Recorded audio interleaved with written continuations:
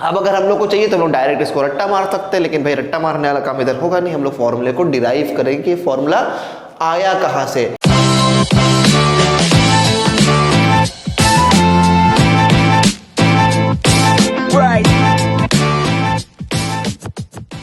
Hey guys, welcome back to GKP 360। यहाँ पे हम लोग थर्मोडायनेमिक्स के बारे में बात करने वाले हैं। पार्ट 3 चल रहा है, 2 पार्ट हमारे हो गए हैं और आइसोथर्मल और एडियाबैटिक के बारे में बात करने वाले हैं। अगर आप देख रहे होंगे तो यहाँ पे 2 फॉर्मूले पहले से ही लिखे होते हैं, ठीक है। एक फॉर्मूला वर्क डन का फॉर्मूला है आइसोथर्मल प्रोसेस के लिए, एक वर्क डन का फॉर्मूला है फॉर एडियाबैटिक। अब अगर हम लोग को चाहिए तो हम लोग डायरेक्ट इसको रट्टा मार सकते हैं, लेकिन भाई रट्टा मारने वाला काम इधर होगा नहीं, हम लोग फॉर्मूले को डिराइव करेंगे कि फॉर्मूला आया कहां से। इसका वर्क डन का फॉर्मूला क्या बेटा? बहुत बढ़िया, इधर वर्क डन हो गया, डिस्प्लेसमेंट हो गया है ढक्कन का, लेकिन ठीक है कोई बात नहीं। तो वर्क डन क्या है बेटा? -2.303 nRT log V2/V1 to the base 10। Adiabatic का फॉर्मूला क्या है?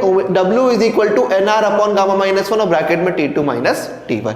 ये गामा के ऊपर ना हम लोग एक अलग से लेक्चर लेंगे, मैं आप लोग को समझाऊंगा कि ये गामा है क्या, तो इसका अलग से लेक्चर लेंगे। थर्मोडायनेमिक्स से बहुत काम आने वाला, चाहे फिजिक्स का थर्मोडायनेमिक्स हो, चाहे वो आपके केमिस्ट्री का थर्मोडायनेमिक्स हो, दोनों के लिए गामा बहुत इंपॉर्टेंट है। और काइनेटिक थ्योरी ऑफ गैसेस के लिए भी गामा बहुत इंपॉर्टेंट है। तो 3 चैप्टर के लिए बहुत इंपॉर्टेंट है, मतलब थर्मो के लिए, चाहे वो हो फिजिक्स का, चाहे वो हो केम का, और काइनेटिक थ्योरी के लिए बहुत इंपॉर्टेंट है, ये भी फिजिक्स में ही है, ठीक है। इन 3 चीज़ों के लिए ना बेटा ये थर्मो का जो ये गामा जो है ना, ये बहुत इंपॉर्टेंट है। और गामा क्या है, आप लोगों ने डिग्री ऑफ फ्रीडम के बारे में सुना होगा, तो वो सब चीज़ों से रिलेटेड है, उसके ऊपर हम लोग अलग से करेंगे, अलग से उसको देखेंगे और समझेंगे, ठीक है। आते हैं चलिए आइसोथर्मल प्रोसेस पे। आइसोथर्मल प्रोसेस के लिए बेटा आपको एक चीज़ मालूम है कि क्या कांस्टेंट होना चाहिए? टेम्परेचर कांस्टेंट होना चाहिए। तो बेसिकली बेटा टेम्परेचर कांस्टेंट होता कैसे है? सबसे पहली बात तो ये समझते हैं कि आइसोथर्मल प्रोसेस में टेम्परेचर कांस्टेंट होता ही कैसे है। तो एक चीज़ का ध्यान दो कि यहाँ पास हमारे पास क्या था बेटा? एक कंटेनर है, इसके अंदर गैस है, ठीक है, और यहाँ भी हमारे पास ये पिस्टन है बेटा, और ये हमारे पास क्या है? P एक्सटर्नल प्रेशर, ये gas gas gas gas gas gas gas gas gas gas gas gas, और ये इंटरनल प्रेशर गैस जो अपना लगा रही होगी, दोनों इक्विलिब्रियम पोजीशन पे रहेंगे, दोनों सेम रहेंगे तो इक्विलिब्रियम पोजीशन रहेगा। याद रखना आइसोथर्मल प्रोसेस के लिए कंडक्टिंग बाउंड्री का होना जरूरी है। और जो लोग मेरा पार्ट 1 पार्ट 2 देखे हुए हैं, खासकर पार्ट 1 जिसमें मैंने कंडक्टिंग बाउंड्रीज के बारे में बताया। कंडक्टिंग बाउंड्रीज कौन सी बाउंड्रीज होती है बेटा? कि जो हीट को एक्सचेंज कर सकती है सिस्टम और सराउंडिंग को, ठीक है, सिस्टम और सराउंडिंग से जो हीट को एक्सचेंज कर सकती है उसको हम लोग प्यार से कंडक्टिंग बाउंड्रीज कहते हैं। क्या कहते हैं बेटा? कंडक्टिंग बाउंड्रीज, ठीक है, बहुत बढ़िया। अब हम लोगों ने क्या पढ़ा कि भैया अगर गैस एक्सपांड करेगी, तो प्रीवियस लेक्चर में भी देखा है बेटा कि यहां का प्रेशर थोड़ा कम होगा, P - dP। अब जब गैस बेटा एक्सपांड करेगी, ठीक है, याद रखना जब भी गैस एक्सपांड करती है, याद रखो जब भी गैस एक्सपांड करती है तो बेटा गैस कूल होती है, ठंडी पड़ती है, ठीक है। और जब भी गैस को कंप्रेस करते हैं तो गैस गर्म होती है, गैस हॉट होती है, इसका टेम्परेचर बढ़ जाता है, गैस हॉट होती है। याद रखना इस चीज को, बहुत इंपॉर्टेंट है, वो अभी इधर लगने वाला है, वही कॉन्सेप्ट इधर लगेगा। तो जब ये एक्सपांड कर रही है गैस तो गैस थोड़ी ठंडी होगी, तो आप बोलेंगे सर ये तो फिर टेम्परेचर चेंज हो रहा है, आइसोथर्मल प्रोसेस कैसे होगा? तब यहाँ पे फंडा, और जब बेटा ये गैस एक्सपांड करेगी, वॉल्यूम बढ़ेगा, तो यहाँ का प्रेशर भी कम होगा, P - dP, because her step पे इक्विलिब्रियम पोजिशन होना चाहिए, ठीक है। अभी हम लोग किसकी बात कर रहे हैं बेटा? रिवर्सिबल प्रोसेस की बात कर रहे हैं, ठीक है।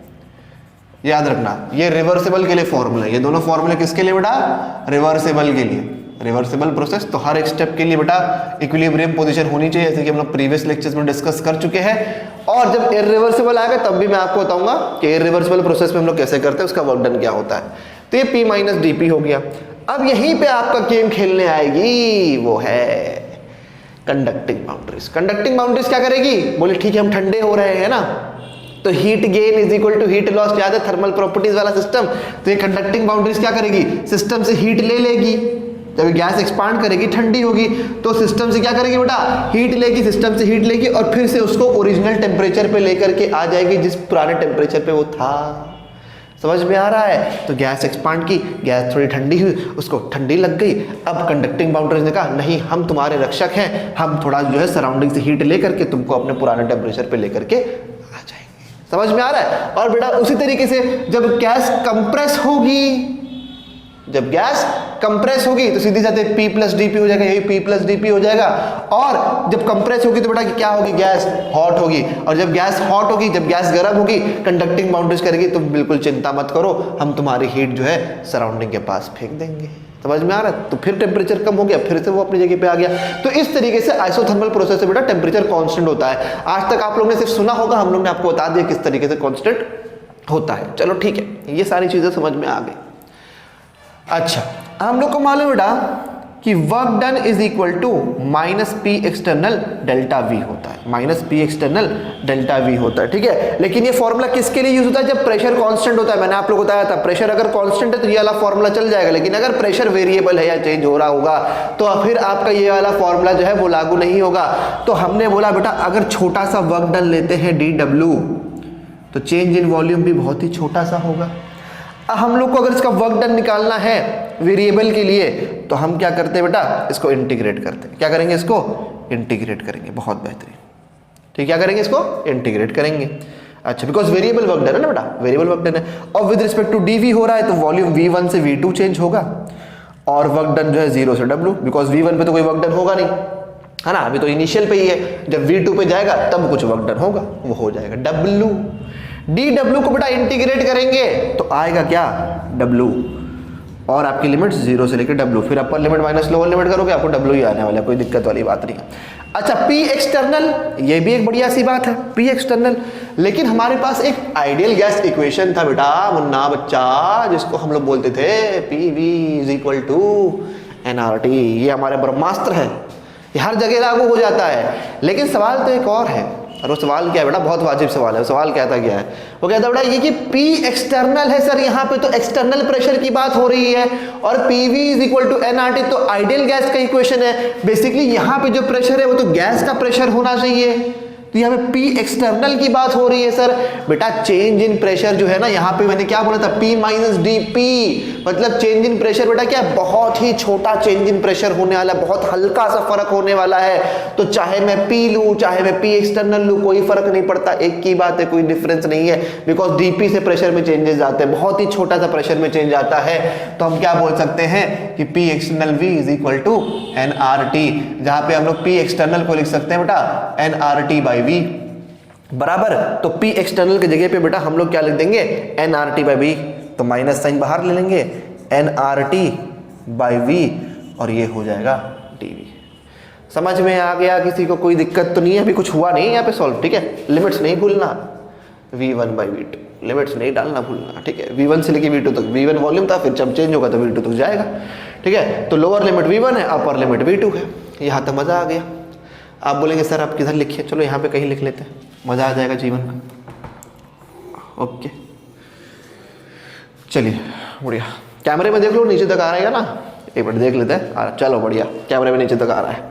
अच्छा, अब आपको मालूम है नंबर ऑफ मोल्स क्या रहने वाला, कांस्टेंट है, आर की वैल्यू भी कांस्टेंट है, टेम्परेचर तो कांस्टेंट है। ये बेटा आइसोथर्मल प्रोसेस की बात कर रहे हैं, समझ में आ रहा है। तो बेटा ये क्या जाएगा, W is equal to minus n यार t इंटीग्रेशन V1 से लेके V2 1 बाई V dV। बेटा आपको मालूम है कि इंटीग्रेशन ऑफ 1 बाई x बेटा क्या होता है, log x होता है। तो इंटीग्रेशन ऑफ 1 बाई V बेटा कितना होगा, log V हो जाएगा। तो W is equal to minus nRT log of V, और लिमिट्स क्या बेटा V1 से लेके V2 तक, ठीक है, समझ में आ रहा। और ये टू द बेस ई हमेशा रहता है, क्या रहेगा, टू द बेस ई हमेशा रहेगा, ठीक है, एक्सपोनेंशियल फॉर्म में जिसको।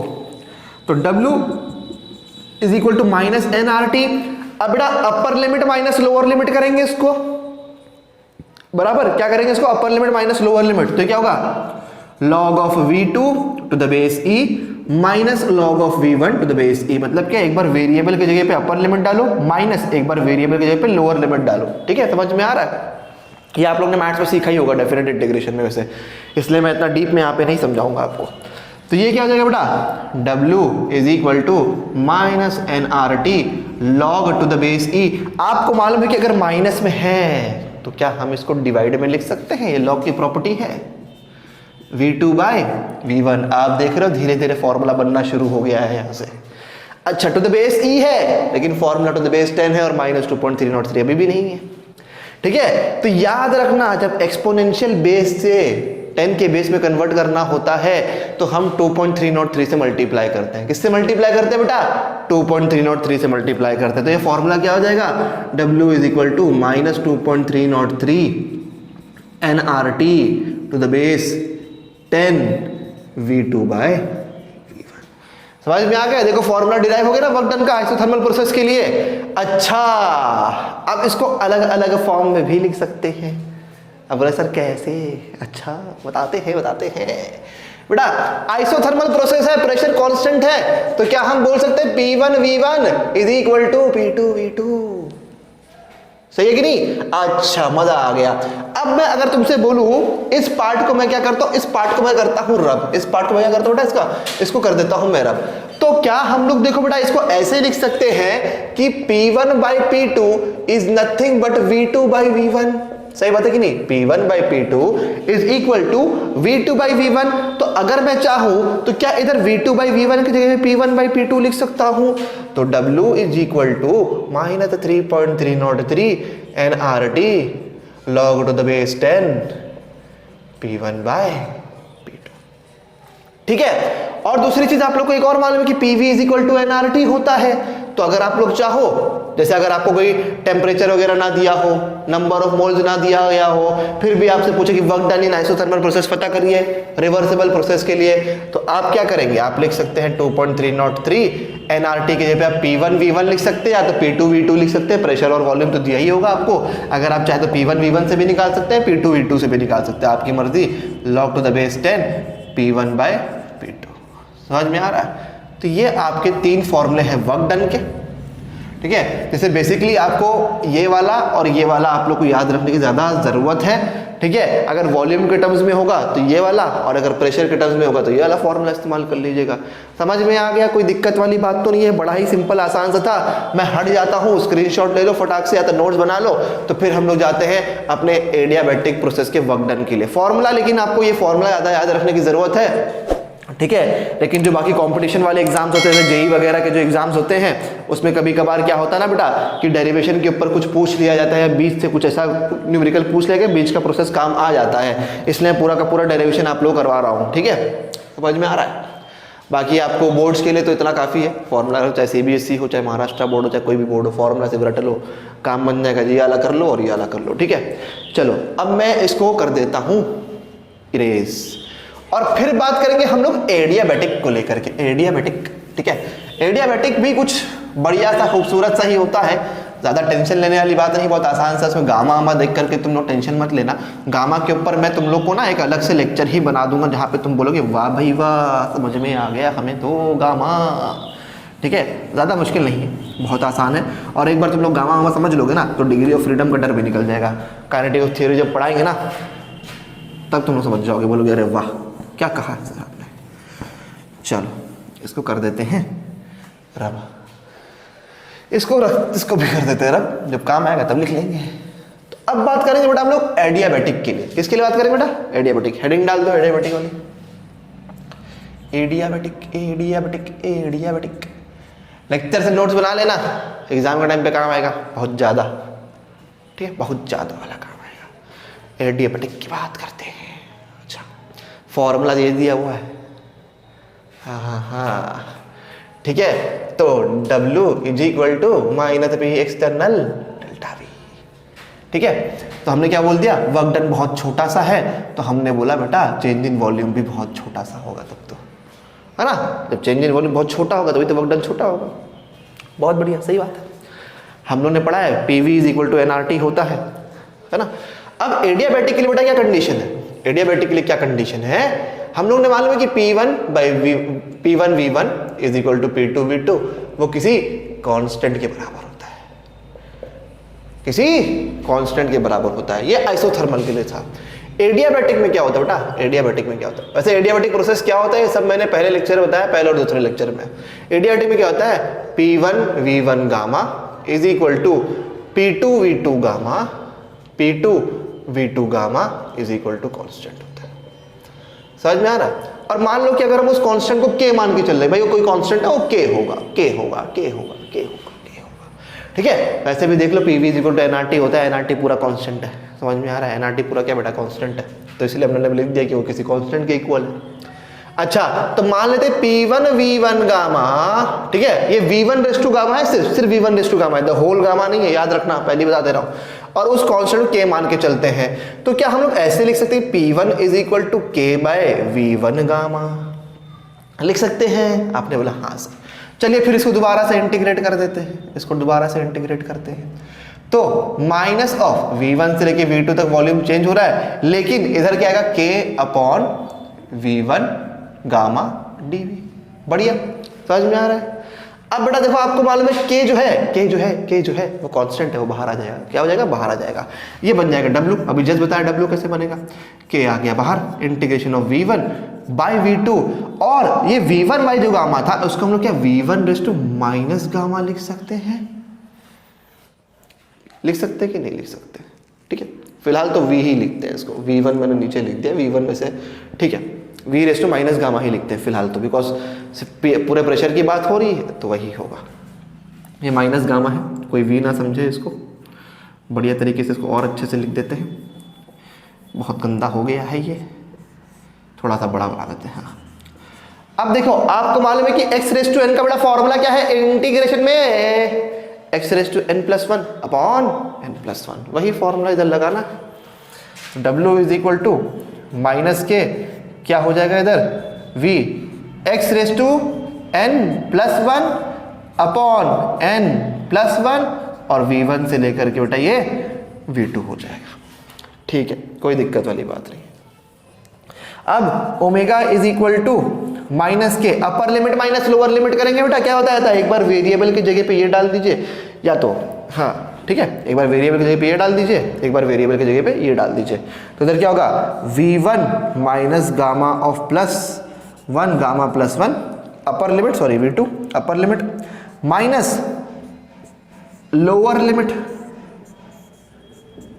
कोई दिक्कत तो नहीं है यहाँ पे बेटा, upper limit minus lower limit सिर्फ कर दिया। अब अगर तुम देखोगे n+1 होगा बेटा, ये माइनस गामा +1 होगा, बिकॉज n+1, n क्या है? -1 है, तो -1, ठीक है, माइनस गामा +1। ओके, अब देखिए आगे क्या करेंगे हम लोग, क्या माइनस गामा +1 कॉमन है, दोनों को बाहर निकाल दें? आप बोलेंगे यस सर, तो W इज इक्वल टू, आप लोग सोचते हम लोग तो कुछ बोलते ही नहीं सर, अपने आप से यस बोल के खुद ही समझ लेते हैं। बेटा कमेंट सेक्शन में यस टाइप कर दिया करो, समझ में आ जाएगा अपने को भी, कोई दिक्कत वाली बात तो है नहीं, कमेंट सेक्शन आपका पढ़ लेते हैं। तो माइनस गामा +1 बेटा क्या कर देंगे? बाहर निकाल देंगे। जब बाहर निकाल देंगे तो क्या आएगा? V2 minus gamma +1 minus V1 minus gamma +1। अच्छा ठीक है, बहुत बढ़िया। देखो धीरे धीरे देख रहे हो ना, बनते जा रहा है, कुछ ना कुछ तो बन रहा है, हल्का हल्का गामा आमा नीचे आ रहा है। अच्छा अब देखो बेटा माइनस या क्या, यहाँ से माइनस n को कॉमन निकाल देते हैं, तो omega is equal to minus K minus n common निकाल दिया, गामा -1 हो रहा है, देख रहे हो, हल्का हल्का आ रहा है, ठीक है। अब इधर क्या हुआ? आप बोले सर हल्का हल्का कहाँ आ रहा है, तो बहुत बाकी है, V है इधर T2 है, ला रहा है बेटा, थोड़ा रुक जाइए। तो क्या हम इसको ऐसे लिख सकते हैं कि V2 raise to minus gamma into V2? अब बोलोगे सर ये कैसे आया, बहुत मुश्किल लग रहा है। बेटा एक बात बताओ, अगर x रेज़ टू m+n है, तो क्या इंडाइसिस में हम लोग ने मैथ्स में क्लास 7 या क्लास 8 में ही पढ़ा था कि x raise to m into अगर x रेज़ टू n है, अगर बेस सेम है तो पावर को ऐड कर सकते हैं। तो बेस सेम है, ऊपर कुछ नहीं मतलब 1 ही होगा ना, तो पावर को ऐड कर सकते हैं, ठीक है। बेस सेम है तो पावर को ऐड कर सकते हैं। वही सेम चीज, वही खेला हम लोग यहाँ पे भी खेल लेंगे, माइनस गामा इंटू V1, ठीक है। मजा आ रहा है, जीवन का आनंद आ रहा है बेटा। अब देखो बेटा माइनस माइनस तो कैंसिल हो गया, क्या बचा? k अपॉन गामा -1, ठीक है।